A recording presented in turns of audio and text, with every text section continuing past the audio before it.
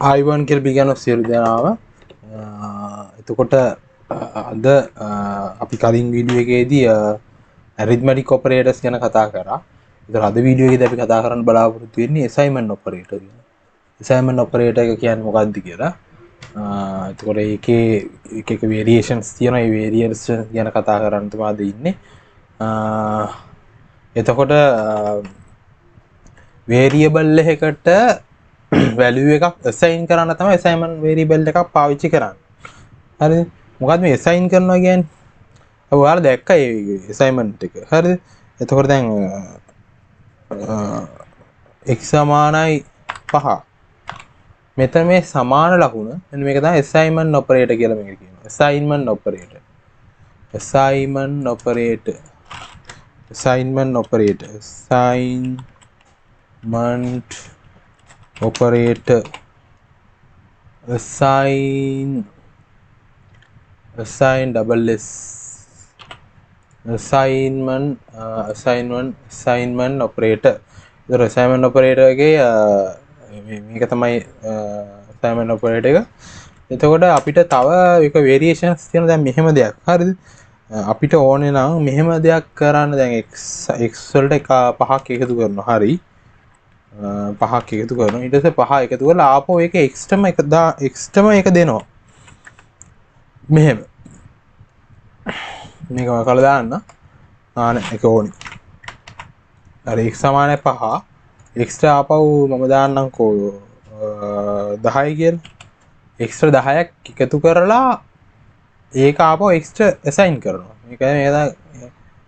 මේක ඒක තමයි මේක තේරුම. එතන මේක රන් කරලා බැලුවොත් උත්තරේ x ගේ value එක මොකක්ද කියලා බැලුවොත් එහෙම මේක රන් කරොත් ඔයාලට යන උත්තරේ 15 කියලා. 15 කියනවා.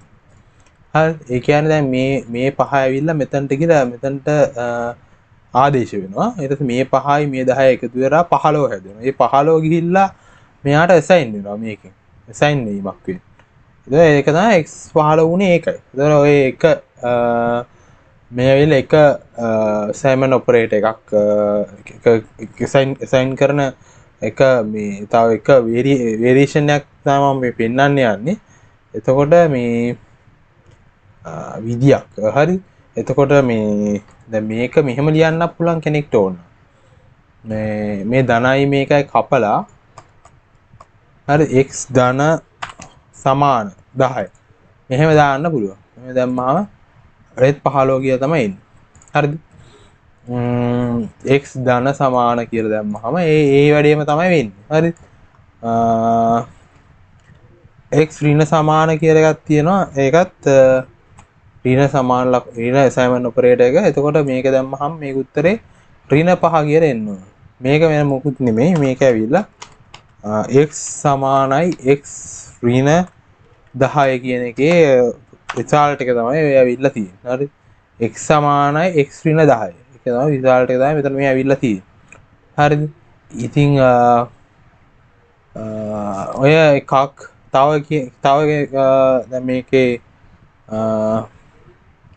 තව variation එක මම පෙන්නන්නම්. තව විදිහක් පෙන්නන්නම්.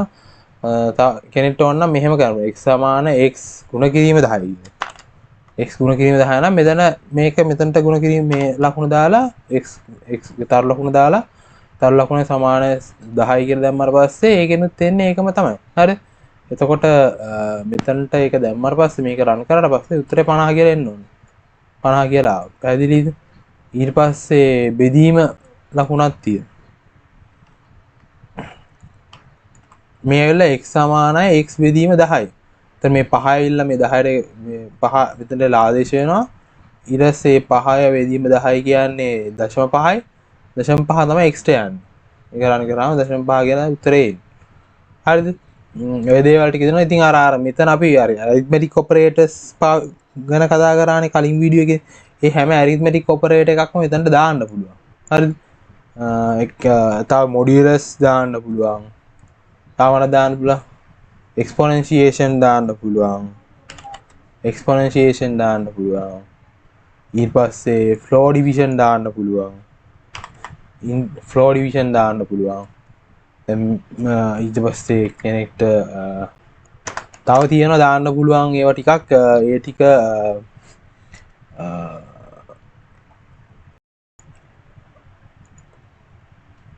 ඔව් ඉතින් දැනට ඔය ටික විතරක් ඇති තව මොකක්ද මේ අසයින්මන්ට් ඔපරේටර් එකත් එක්ක තව ඔපරේටර්ස් කීපයක් කම්බයින් කරන්න පුළුවන් එතකොට දැනට ඔය ටික ඇති ඇත්තරම ඉතින් ඔය ටික තමයි කියන්න තියෙන්නේ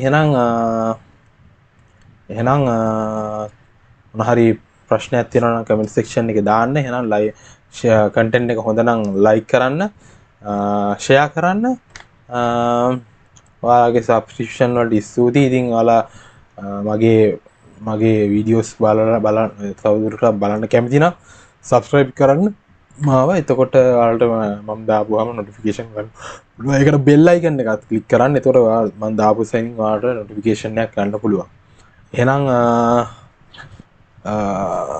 අදට වීඩියෝ එක මෙච්චරයි එහෙනම් සියලු දෙනාට ආයිබෝන්